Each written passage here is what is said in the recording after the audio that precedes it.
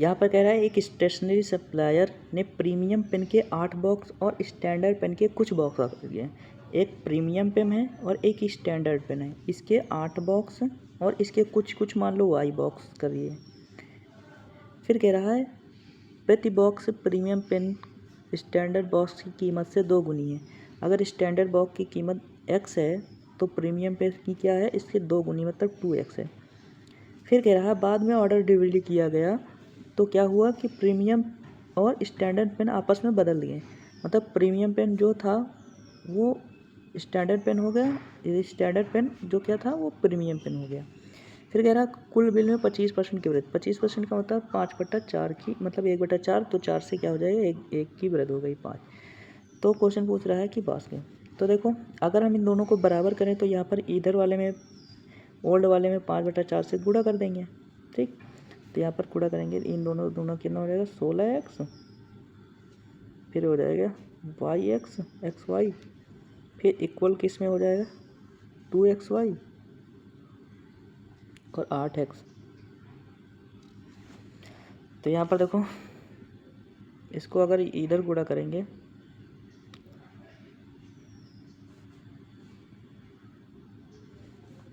तो ये 16x हो गया, ये xy ये हो जाएगा 2xy, ये 8x। ये 4 इस साइड लेके जाएंगे तो ये 2xy कितना हो जाएगा 8xy, और ये प्लस में हो जाएगा 8 चौक 32x। अब देखो सारों में x है तो x x x x cancel हो जाएगा, ये हो जाएगा 16 पंचे 80, तो 80 हो गया। फिर ये हो जाएगा 5y हो गया, इक्वल में यहाँ पर देखो ये 8y हो गया, और यहाँ पर हो जाएगा 32। तो ये 32 इधर आएगा और ये इधर आएगा तो हो जाएगा, ये इधर जाएगा तो कितना हो जाएगा 3y, और ये 32 इधर आ जाएगा तो 80 माइनस 32 इक्वल टू कितना था 3y। तो इसको काटेंगे कितना हो जाएगा 8 4 48 आ जाएगा। तो 3y की वैल्यू 48, तो y की वैल्यू कितनी हो जाएगी 16। तो एक की वैल्यू कितनी थी x और y की वैल्यू कितनी थी। तो क्वेश्चन पूछ रहा है बॉक्स की संख्या प्रीमियम और स्टैंडर्ड की। तो प्रीमियम कितने थे 8 और स्टैंडर्ड कितने आए 16। तो इनका अनुपात ही बताना है, तो 1 अनुपात कितना हो जाएगा 2। तो 1:2 सी वाला आंसर। ईजी था, इसको पहले भी बताया था, गलती से ये लिख दिया। अब देखो ये क्वेश्चन तो ईजी है, इसमें देखो यहाँ पर तुम लोग को देख के कुछ हिंट लग रहा है। अगर 3 0 3 0 काट दें तो ये है 10 की पावर 3 और ये 11 की पावर 3, तो ईयर कितने हो जाएंगे 3 साल, सिंपल सा। अगला वर्ष क्वेश्चन, ये हानि हुई 5%। 5% का मतलब होता है 1/20। अगर 20 का सामान तो 1 की हानि हुई, लेकिन क्वेश्चन 1 की नहीं 125 की, 1 की वैल्यू 125 है तो 20 की वैल्यू कितनी हो जाएगी 2, 125 दूना 250, तो 2500 आ जाएगा। नेक्स्ट क्वेश्चन है एक विक्रेता उपन्यास को 10% घाटा पर, 10% घाटा मतलब 1/10, ठीक। अगर 10 के सामान रहा तो 9 में बेच दिया था, ठीक, 9 में बेच दिया था, लेकिन हम मान लो वाई के मान लिया मैंने 100 रुपये, तो 9 की वैल्यू कितनी के बराबर 100, तो 1 की वैल्यू कितनी हो जाएगी 100/9। तो अगर हम 10 की वैल्यू निकालें, क्रय मूल्य निकालेंगे तो कितना हो जाएगा 1000/9, ये हो जाएगा हमारा CP, ठीक। अब हमारे बाद में कह रहा है ये 8y, तो इसका अगर y की वैल्यू 8 गुणा करेंगे तो इतना हो जाएगा 80, क्योंकि y की वैल्यू मैंने माना है क्या y बराबर अपनी तरफ से 100, तो 80 हो गया। 80 पर 5% का क्या कर दिया डिस्काउंट दे दिया, तो कितने का 5% मतलब 4 रुपये का डिस्काउंट, तो कितने में बेचा 76 में।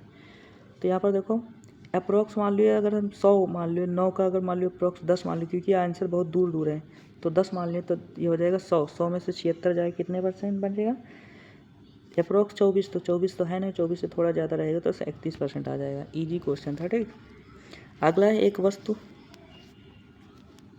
पर 12% की छूट दी थी, 8% का लाभ। तो अगर मैंने बताया था ये CP और MP का रेशियो वाला फार्मूला बताया था, क्या होता है एक ब्रैकेट में क्या होता है 100 प्लस डिस्काउंट, CP में डिस्काउंट होता है, डिस्काउंट 100 में से 12 डिस्काउंट देंगे, डिस्काउंट और बटे में, ये सारे क्वेश्चन पढ़ा है मैंने, और 100 में से 8 जोड़ लेंगे लाभ, तो इसको डिस्काउंट देंगे तो हो जाएगा 88 और ये हो जाएगा 108।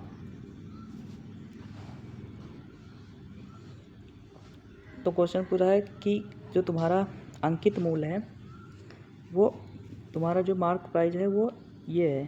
तो 108 की वैल्यू कितनी है, ये है। तो 888 की वैल्यू, तो 108 इंटू में 88 निकाल लेंगे। तो काटेंगे,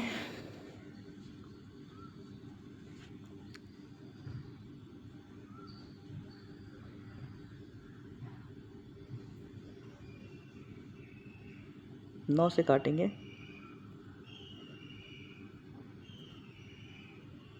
4 से काटेंगे, 4 4 दूना 8, 4 से 2.5, 4 से काटेंगे, 4 दूना 8, 4 दूना 8, 4 दूना 8, 4 सत्ते 28, 27 आ गया। कह रहा अनुमानित क्रय मूल्य ज्ञात कीजिए। तो इसको 22 बाय इसको गुणा करेंगे। मान लो अगर मान लो इसको ये मान लो इसको मैं 20 मान लेता हूँ, क्योंकि आंसर अप्रोक्सीमेटेड है, ठीक। तो पूरा गुणा करना पड़ेगा। तो 22 8 से गुणा करेंगे, 8 दूनी 16, 8 दूनी 16, 117, तो 1700 हो जाएगा और ये हो जाएगा 27। तो 6 बार जाएगा, 3 पचे 15, इसको काटेंगे, 27 6 बार हो जाएगा, 6 सत्ते 42 के 2। या फिर वो लगा सकते हैं यहाँ पर 7 2 9, देखो इसका ये आ जाएगा डिजिटल सम, 7 1 ये 7 6 13, 13 1 14, 9 5 5 डिजिटल सम किसका आ रहा है, ये आ रहा है, ये वाला, ठीक। ये वाला आंसर आ जाएगा 680, डिजिटल सम से कर लेंगे। अगला, एक फर्नीचर निर्माता एक डाइनिंग सेट का अंकित मूल्य 25% की छूट देता है, छूट पर बेचता है, लेकिन छूट वाले मूल्य पर भी 10% और शुल्क जोड़ता है। छूट वाले मूल्य पर 10% हैंडलिंग शुल्क जोड़ता है और 16 शुल्क को भुगतान इतने रुपए अधिक पर बेचता है तो 30% का लाभ कमाता है। तो ये सिंपल है, बस थोड़ा सा घुमाने की कोशिश किया गया है। देखो, मान लो तुम्हारा 100 रुपये का सामान था, ठीक, जिस पे 25% क्या किया,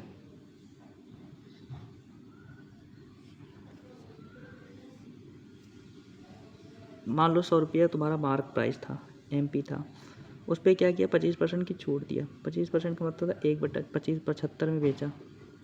फिर कह रहा है कि 75 में 10% का और शुल्क जोड़ लिया, इसका 10% और शुल्क जोड़ लिया। ये तो थोड़ा कैलकुलेटिव हो रहा है, ठीक है, करते हैं, कोई नहीं। क्या ज्ञात करना, अंकित मूल्य ज्ञात करना है।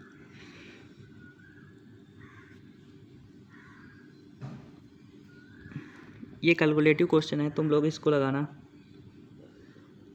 इसको लगा के आंसर बताना कमेंट में, ठीक। ये क्वेश्चन स्किप करना था क्योंकि ये कैलकुलेटिव क्वेश्चन है। अगला, 2 प्रकार की चीनी जिसमें 45 किलोग्राम और 60 किलोग्राम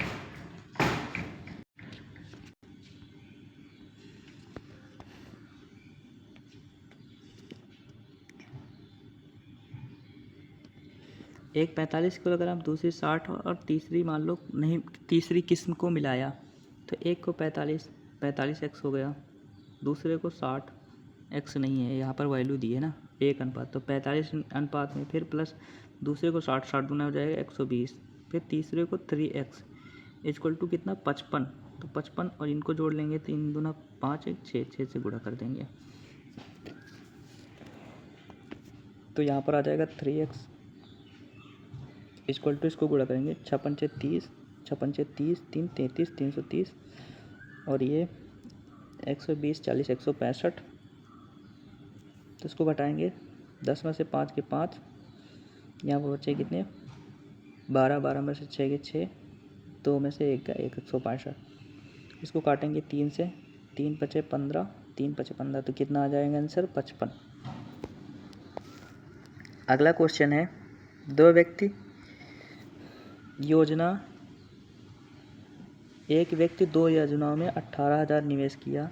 योजना में X में 15% और योजना Y में 10%, दोनों साधारण ब्याज पर 1 वर्ष बाद दोनों योजना में इतने रुपए कुल ब्याज हुआ, तो X की वैल्यू ज्ञात कीजिए।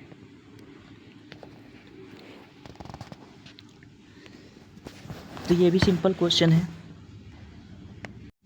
तो ये वाला क्वेश्चन 2 तरीके से होता है, एक होता है कौन सा मेथड? हाँ, मिक्सचर एंड एलिगेशन से भी हो सकता है। देखो यहाँ पर तुम्हारा 1 वर्ष दिया है ना, तो 1 वर्ष अगर हम दोनों का मिक्स रेट निकालें तो 18,000 तुम्हारा क्या है? मूलधन है। और यहाँ पर तुम्हारा ब्याज इतना है 21,60।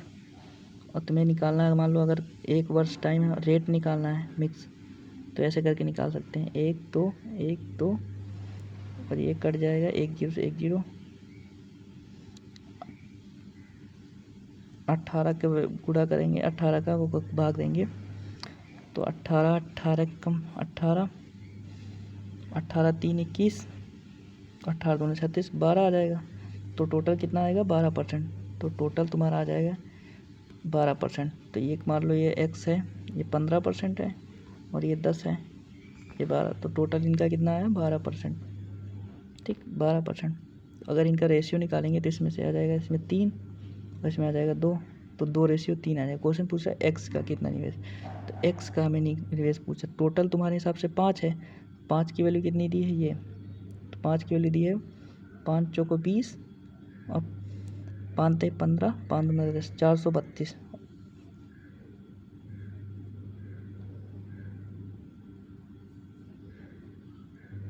तो एक्स का निवेश ज्ञात करना है।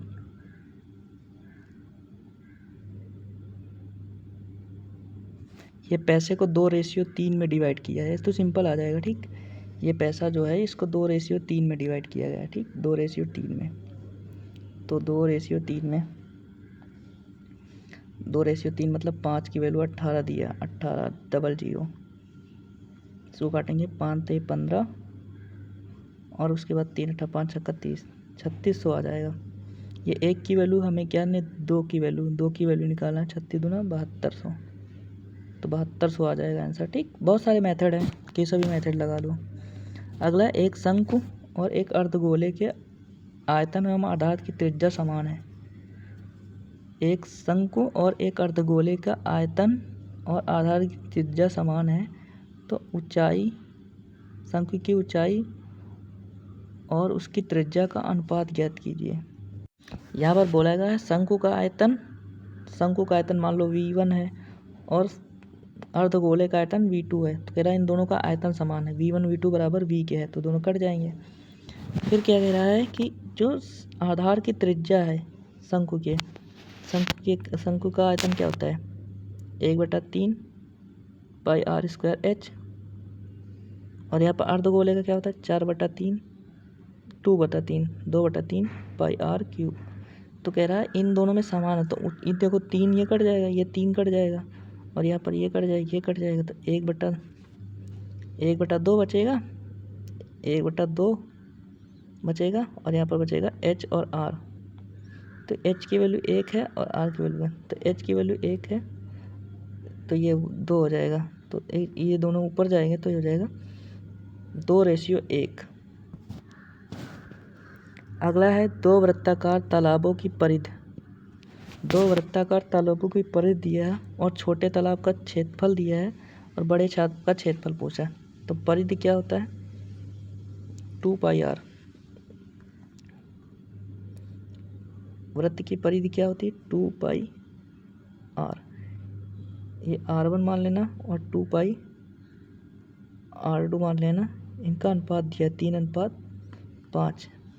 तो ये मान लो r1 r2 की वैल्यू 3:5 आ जाएगी। फिर कह रहा है बड़े वृत्त का क्षेत्रफल, तो क्षेत्रफल क्या हो जाएगा? इसका 150 है, छोटे का 150 है, छोटे का 150 है। तो यहाँ पर मान लो छोटा ऊपर वाला मान लो छोटे का 150 है, बड़े वाले का मान लो A2 है, और इनकी त्रिज्या दी है, क्योंकि बाकी सब सेम हो जाए, कट जाएंगे, तो काटेंगे 3 × 5 = 15, 50 आ जाएगा। इसको गुणा करेंगे 5 × 5 = 25। लेकिन क्या होता है? r का स्क्वायर होता है फार्मूले में ना, क्षेत्रफल में क्या होता है? r का, तो 3/5 का स्क्वायर हो जाएगा और ये जाएगा 150 बटे में A2, तो 3 × 3 = 9, 9 बटा हो जाएगा 25। इसको काटेंगे 3 से, 3 × 3 = 9 आ जाएगा, 3 × 5 = 15, 50 आ जाएगा, 50 25 × 5 = 125।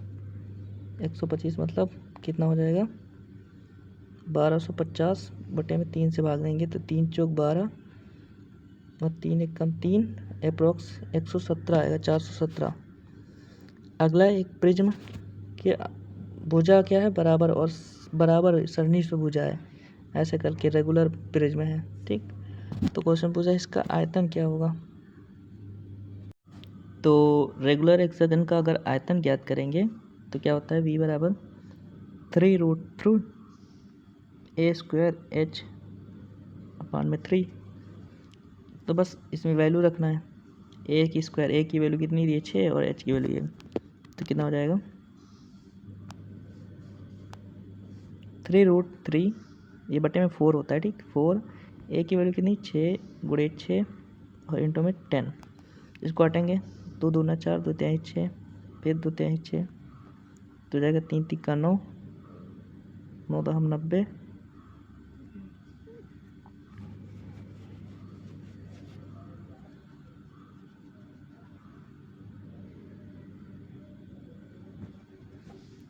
तो हो जाएगा 3 तिक्का 9 9 तो हम 90 9 तिक 27 270 आ जाएगा 270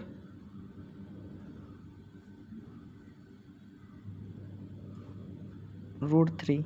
लेकिन यहाँ पर 270 तो है ही नहीं आंसर, तो यहाँ पर फार्मूले में 3√3 बटे में 2 होता है। ठीक, यहाँ पर मैंने 4 लिख दिया, तो 270 का 2 गुना कर देंगे तो कितना हो जाएगा 540√3। ठीक, फार्मूला ये होता है 3√3a²h। मैंने यहाँ पर क्या कर दिया था गलती से 4 लिख दिया था क्योंकि मेरे को वो वाले आता।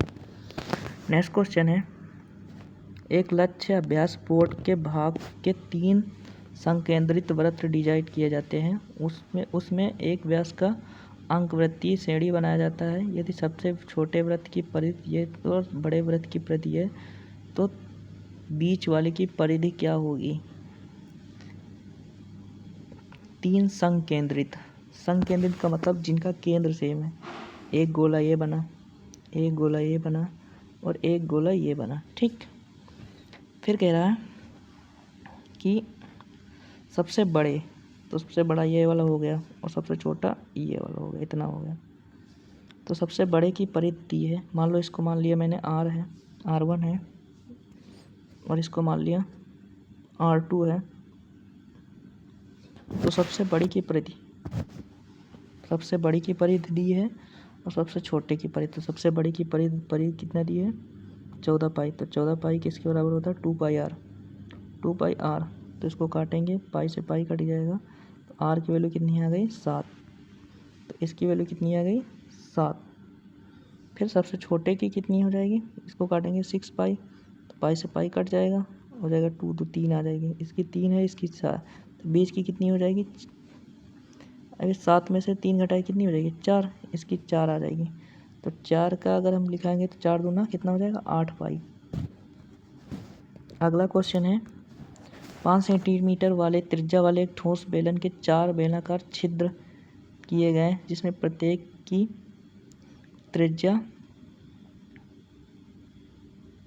5 सेंटीमीटर का एक ठोस बेलन था जिसमें से क्या किए गए 4 बेलनाकार छिद्र किए गए।